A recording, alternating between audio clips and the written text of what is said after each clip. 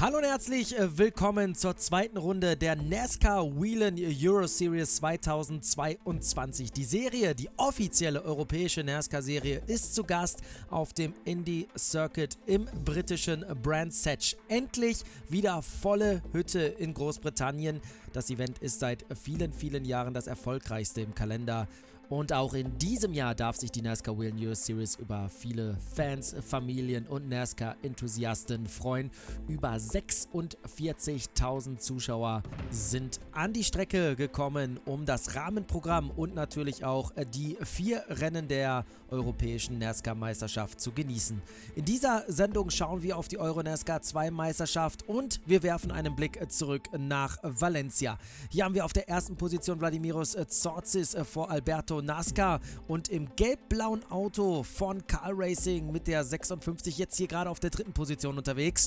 Das ist Gilles Linster aus Luxemburg, der da es geschafft hat, schon am ersten Unfall vorbeizukommen und nicht mit verwickelt zu werden. Hier haben wir Martin Dubek in der Start Nummer 7, das ist der aktuelle Euro NASCAR 2 Champion. Hier an der Spitze haben wir Liam Hesemanns, der jüngere Bruder des aktuellen Euro NASCAR Pro Champions. Loris Hesemanns, der kämpft da mit Ulysse Delson in der Start Nummer 3. Der Franzose hat im Jahr 2018 die Euro NASCAR 2 Meisterschaft gewonnen. An der Spitze setzte sich Vladimiros Tsortzis durch. Wir haben Alberto Nascar auf der 2 und Martin Dubek auf der 3. Gilles Linster wurde Vierter, er kratzte also am Podium. Es war also ein richtig guter Saisonauftakt für die Start Nummer 56. Auch im zweiten Rennen hielt Gilles Linster an der Spitze lange mit.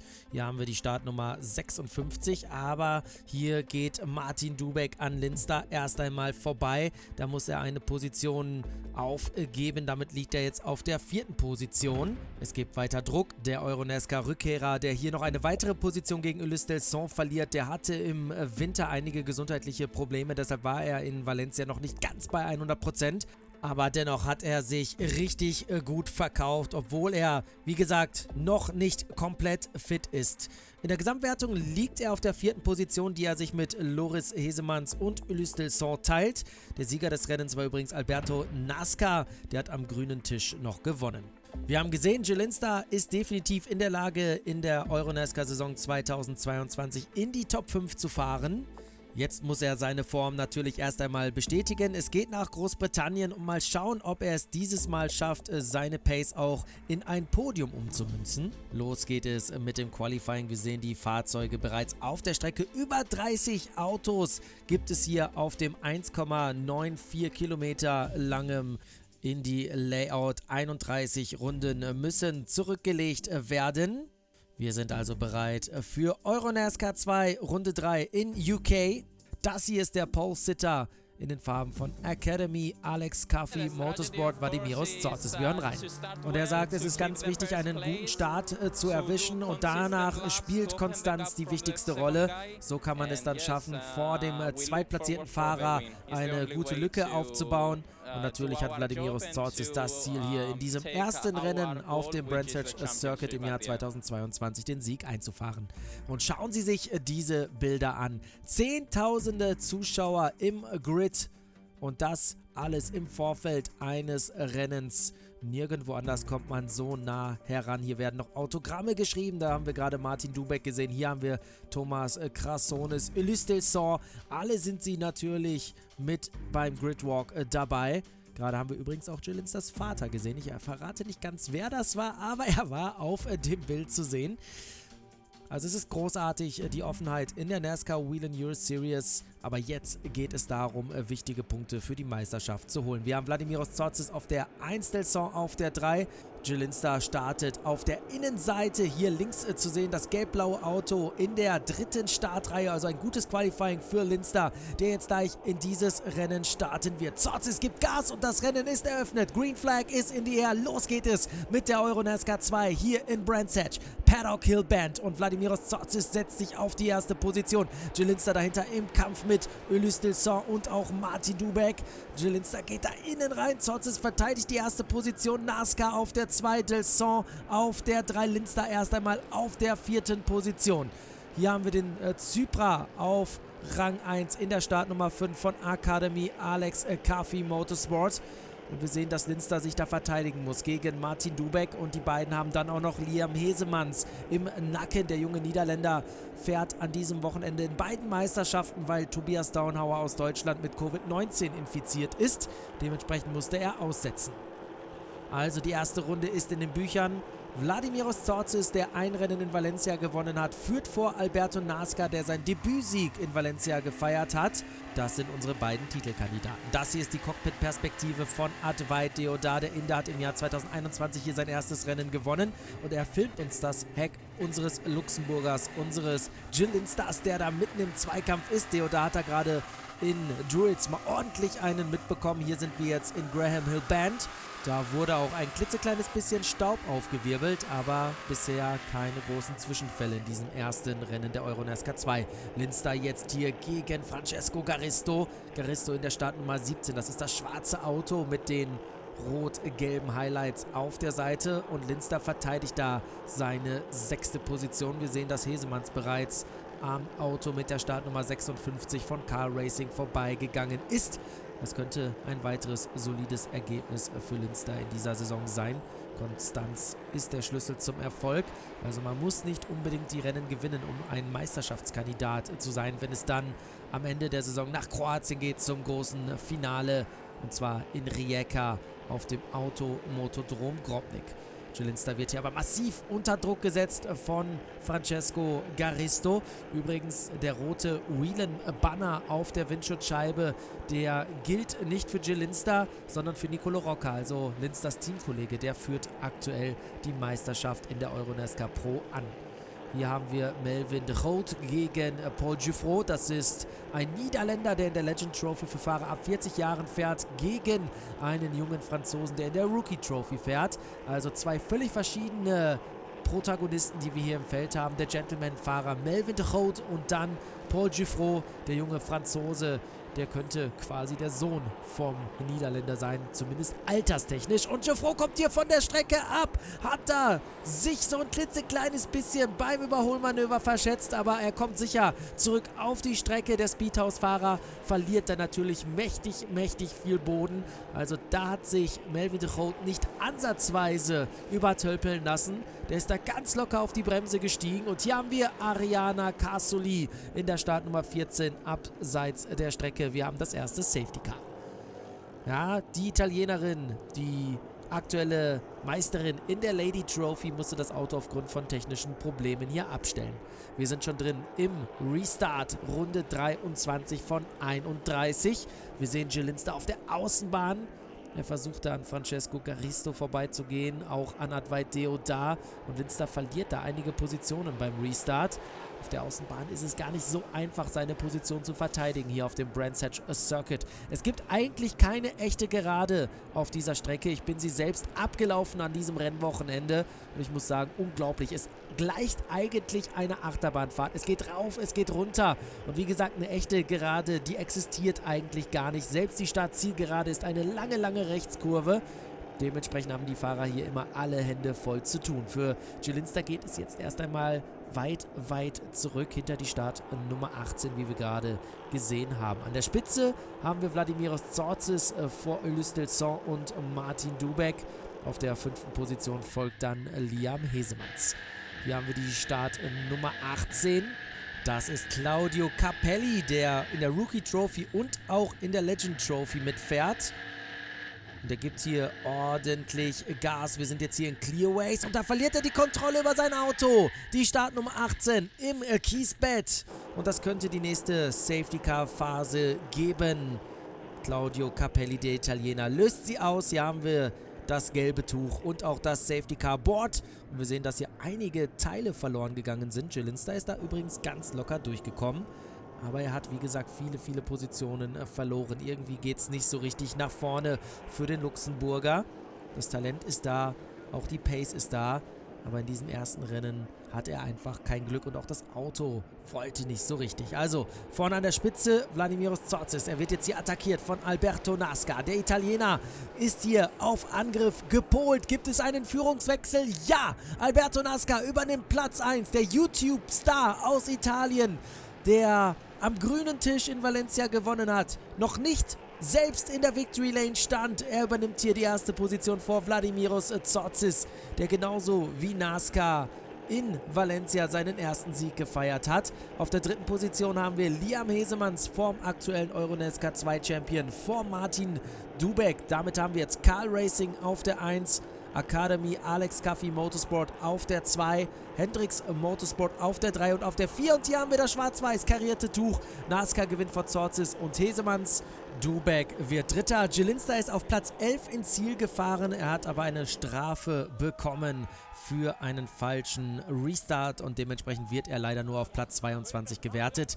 Aber die Pace für ein Top-10-Ergebnis war definitiv da. Und hier haben wir jetzt Alberto Nascar das erste Mal in seiner Karriere in der Victory Lane, obwohl es schon sein zweiter Sieg ist. Wir hören rein.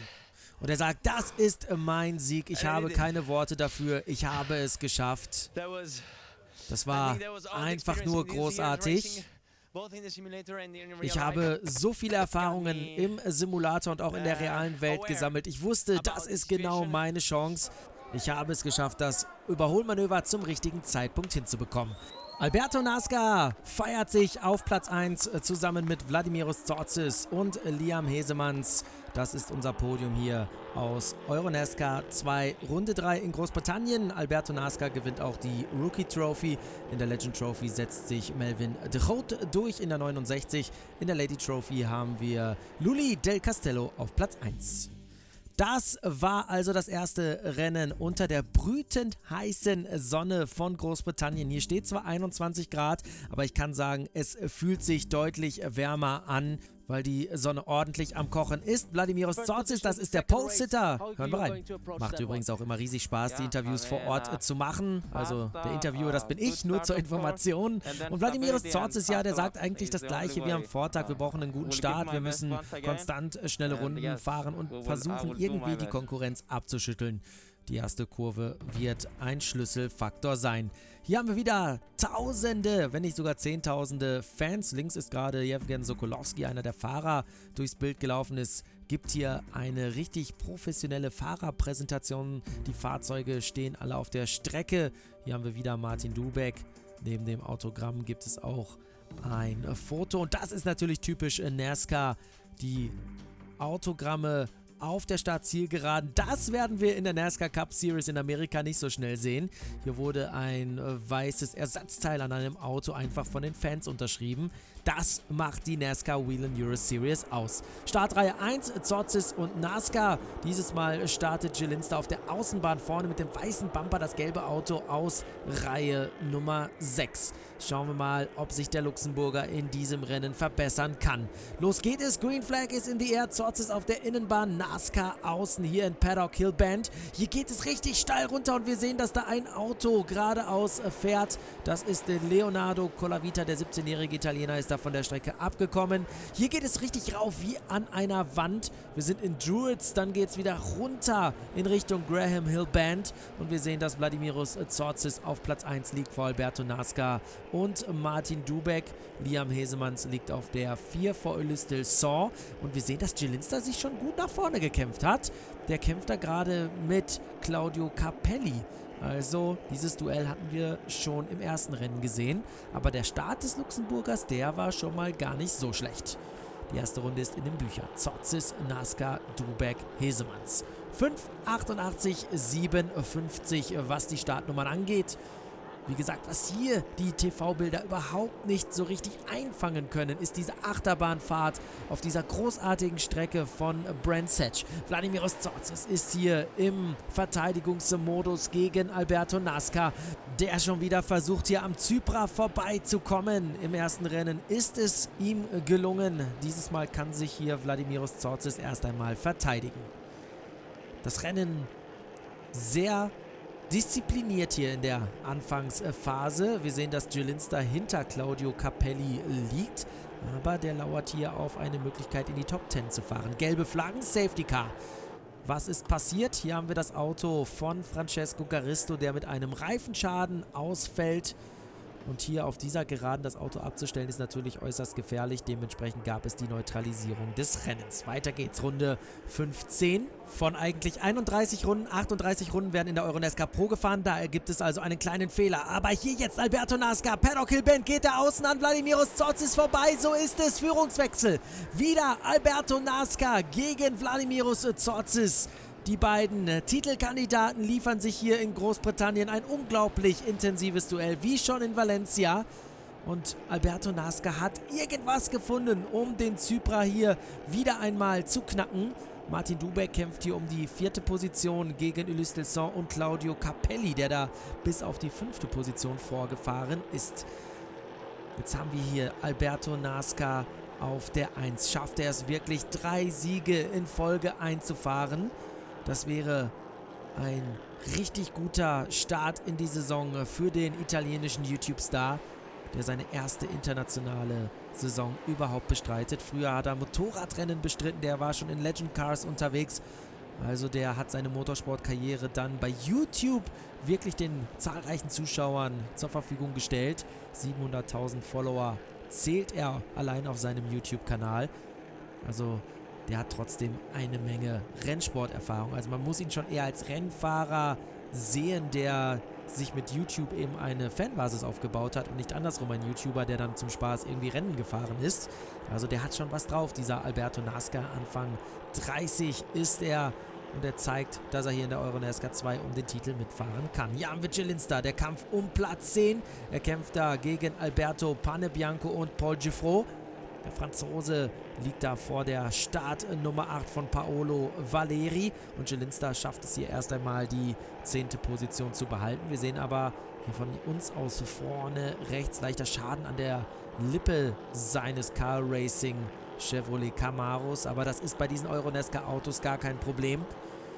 Die Aerodynamik spielt hier gar nicht so eine große Rolle. Die Fahrzeuge leben eher vom mechanischen Grip und weniger von der Aerodynamik, und dementsprechend hat Vigelinsta hier keine Probleme, auch mit einem leicht ondulierten Fahrzeug vorne mitzuhalten. Und jetzt ist er dran an Advait Deodat. Der hat, wie gesagt, vergangenes Jahr hier seinen ersten Euro-NASCAR 2 Sieg überhaupt gefeiert. Der Inder, der in London lebt.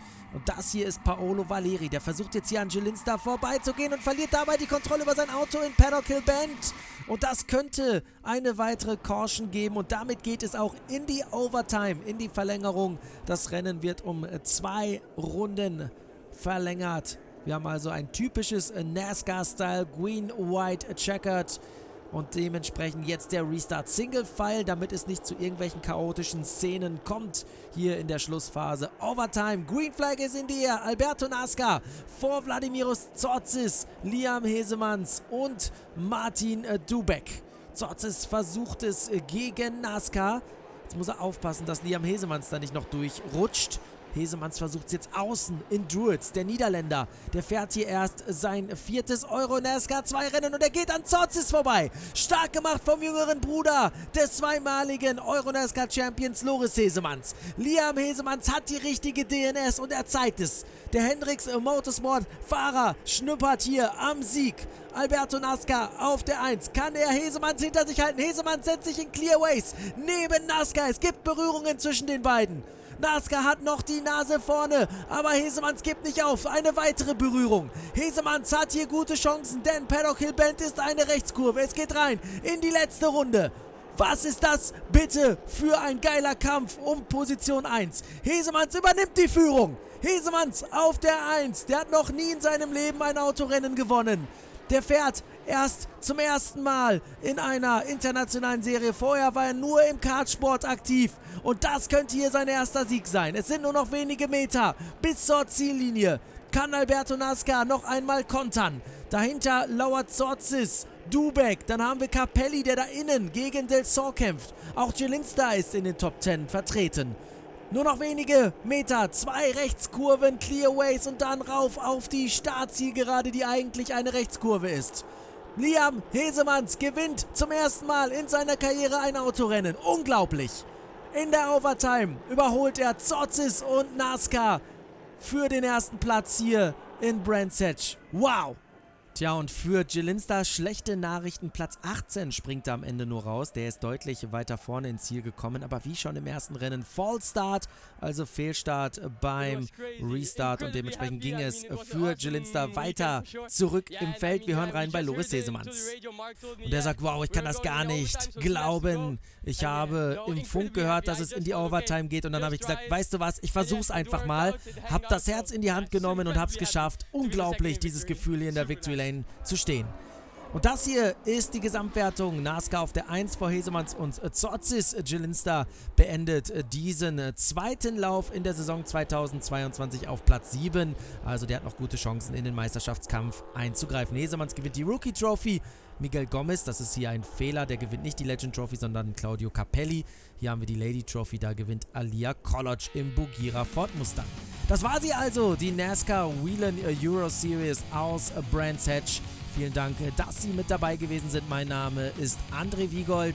Schalten Sie auch beim nächsten Mal wieder ein. Dann geht es nämlich zum Autodromo di Vallelunga nach Italien. Da freuen wir uns auf die Euronascar 2 Runden 5 und 6 in der Saison 2022. In diesem Sinne macht's gut und bis zum nächsten Mal. Ciao.